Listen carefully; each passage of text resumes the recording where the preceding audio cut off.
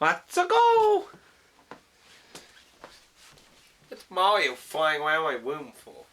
What are you doing here? I think you got some brain damage though, man. Okay, anyway, hello everyone. Yes, I'm still wearing my Komodo. You can see I'm also the doctor. But, anyway, we're here to talk about a reply video, a subject that's been going around to different people and things, and, well, it's actually been kind of going around for a while now, but, basically, here's my 2 cents on it. Basically, the argument, there's a few different arguments here, but they kind of all relate, in my opinion, is, about what one person who watches me and I watch them, and, you know, vice versa and all the crap. Vampire Mike, aka Sega CD Universe on YouTube, asks, is he too easy, gentle, simple with his reviews? You know, he's not subjective, not tough, not beating the living shit out of him. But, now, my answer to your question would be no. I don't think that's the problem at all. The other subject matter really is, the internet. You know, you basically have 2 types of reviewers. People who personally address to you, and people who try to do comedian skit stuff with it. And I have no problem with either way that somebody either talks about or does a review, but it has been subjective towards certain fan bases, whether it's becoming an old thing. And while I don't always watch the same old people, like, I still watch AVGN, but I really like a lot of his older stuff because I liked it being very informative. That's why I still really enjoy Spoonie's stuff, because he's really still very informative while doing a lot of his skits and stuff. But I feel AVGN's added a little too many skits and became a little less informative, but I still enjoy him. But I really personally enjoy either whether the video is very informative, and that's why Spoonie makes really long videos. He, you know, spews tons of information and stuff with his skits and that. Or just simply just the information, without all the skits in there. But generally, really short videos with very little info and lots of skits. I don't hate them, but generally, I don't feel they usually touch upon as much information about the subject matter. And while I'm not saying I'm the most superior reviewer, I like to think I try to give a lot of information and my thoughts on the game when I can. While it might not be as orderly and stuff for that, because it's really just live. There's not any fancy editing. Somebody do a spot screen to size fixes. But I try to do these like in one shots. Sometimes if I didn't like how it turned out, I'll just redo the recording of that, not just throw in recordings and you know, slap in multiple recordings all together. But I really like to make it sound like it's not like really scripted, but well, it's, you know, coming personally from me of that. But the question, obviously, the subject matter really is whether people are really being easy or too harsh in the bigger picture, and obviously that's all led to being very subjective. But sometimes I feel like some people sometimes just, don't you hate when somebody's like fighting a boss and it's a sniper fight, and they're just like, I need to bring my shotgun instead, when it's designed to be like a sniper fight, you know. Sometimes it's hard to really find somebody credible when they just seem to not understand game design, you know. There's everyone who gets a brain fart, and there's just being really stupid constantly. And well, I'm not saying anyone major, but everyone makes a mistake. I know Jared made a mistake recently. Very enjoy his videos very much. He tries to do a kind of a mix of being very like showing, but he doesn't really. He tries. He's funny in that, but I mean, he doesn't like doing elaborate skits and stuff. So I'd say it's a little module where he is trying to be funny about things, but he's being very personal about by interacting with you. But he recently came under fire because of his Metal Gear Rising. He does these. He has a side review thing where he does 1 minute reviews, and he started doing extended videos after those 1 minute reviews. So for one, he's been getting under fire of that, and well, personally, I think I would perform just to do a normal review. If you have more on your thought, just do a normal review myself. But it's his channel. He does what he wants. But he came under fire specifically because of Metal Gear Rising, because apparently, and I have not played the game, so I can't truly comment for either side. I usually try to avoid that kind of thing unless I personally have knowledge or played or in the subject matter. But apparently in Metal Gear Rising there was some kind of dodge button, and apparently Jared didn't know it, and he kind of basically bitch slapped the game saying it didn't have it, and then lots of people got very mad about it. So Jared didn't like it. And, I can somewhat understand sometimes when you really like a game and somebody's like, I don't like this game. And that's why I like to think I try to approach it a little nicer when, after my original really old videos like Lunar Dragon Song, where I was really being mean to the game, and that I like to think I try to be a little more nicer and considerate to people who might actually like the game, even though I don't. And admittedly, I'm pretty fair to a lot of games. It takes a lot to really make me really hate a guy, hate a game, but there are games I hate, and I try to be nice to not be very bullyish about it and respectful to people but really I just like to try and be a little careful how I say something. But we're all humans, we all make mistakes, and that was a mistake. Maybe he just didn't play enough. He said it was like a 4-hour game, and I guess maybe he just didn't get used to it enough,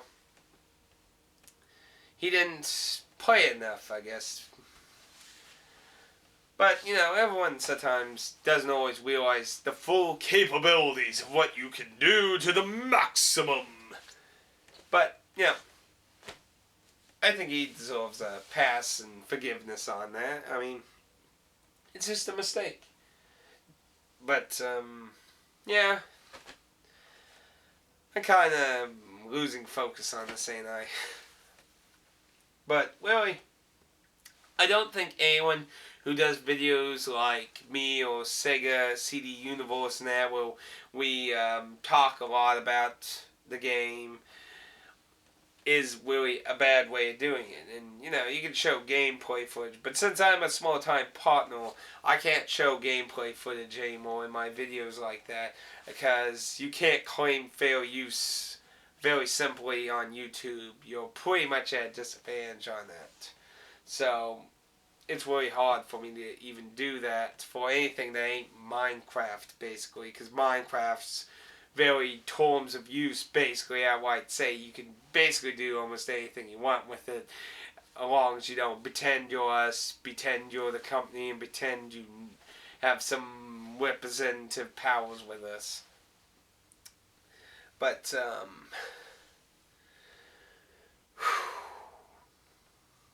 but yeah, that's basically my thoughts on all that, Willie. I don't think we're easy or anything. I just like to say we're just really fair, some people are really critically harsh at times to games, and they'll fail to do that a lot of times. Like, again, I'd like to go to Jared again.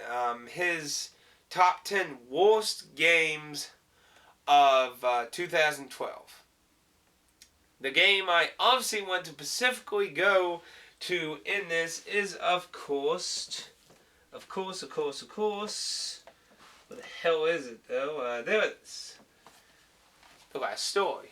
Jared added The Last Story to that list. And while I personally disagree, it's obviously his list, his opinion in that, so, it's not like the world's ending and I need to hold people at gunpoint and be like, you will change this list. But, you see, like, basically everything he said was technically true, really. But he focused on it really negatively. Like, while I have to finish the game to really give my full thoughts, but at the point of being, right at the final boss, I like to say the game, for a positive, for example, is that almost every fight's very uniquely interesting. It's not just, I'm just going to endlessly slash everything, So that many of the fights require a specific, unique thing to be done that pretty much no other fight will use. Each fight feels very unique. Each setting, like the whole mansion thing with Horus was really interesting, where the party members would get kidnapped and shit. It was all, each instance had interesting circumstances that don't reoccur millions or even very rarely maybe again in the game. So, while it doesn't have a huge open world like Xenoblade, it is a very small world with only one town. That is true. There was a small little problem with the camera sometimes. I find that happened when you go in the cover and out cover. For some reason there was just a little strange delay or something in the camera though. That is true. But I don't think it's a bad game or even certainly the worst game, but that's just my opinion. That's just his opinion. He was disappointed by The Last Story. And if you had really high expectations, I could see why you're disappointed, because maybe you were expecting a lot more from it. After all, it is basically the father of Final Fantasy. But I still think it's a good game. But, that's just the thing, He was pretty fair and honest still about why he put it on his list. While the reason I disagree is just the fact the Wii itself, you could make a top 50 worst of 2012, and since we're talking about games in general of 2012, there's certainly much worse things, I would think, but I think he meant it in the way of being really disappointed about it. So, that's his list, that's his opinions, and but I'm not going to I'm going to go up to his house and kill him, kill him. But, yeah. I just like to try and be fair. And, I guess if you consider that being too easy on the game, well, I guess that's just how I am. I don't think I am. I don't think Sega CD Universe is. And certainly other people that like to talk more about it, I don't think are either. But, yeah, that's pretty much my little shake at and everything. So, if you want to express your interest in that, because Sega CD Universe wanted to specifically know if you... So, feel free, because I'm going to make this video a response to his video, so there should be a magical link down there to his video, and you can go to his channel from there and check out a review or two of his, and you can answer his inquiry of whether you think he's being too easy on the game or not. I would generally like to know what my audience thinks of that too, to be honest. I don't think I'm, incredibly easy. I'll admit I'm really fair to a game that tried something refreshing, because I think it's only fair. You took the gamble to try something different, and as long as it was interesting, I'm willing to be fair about it. Because sometimes, you know, you can't always be a critical success when you're trying to think out of the box. After all, if we did that, then, you know, people would just whine that D wasn't incredibly game. Because, I mean, it's not like it's a completely new genre. It's first person. It's a eventual puzzling game. It's on a timer. These concepts have been done before. And you know, Japan has wacky shit, batshit crazy stories. So, you know, if we're gonna go on a train thought, you know, the Force D is not exactly the most incredibly original thing out there, but in the same sense, it is a very unique game too. But maybe that was a bad example. But yeah, you know, that's just me.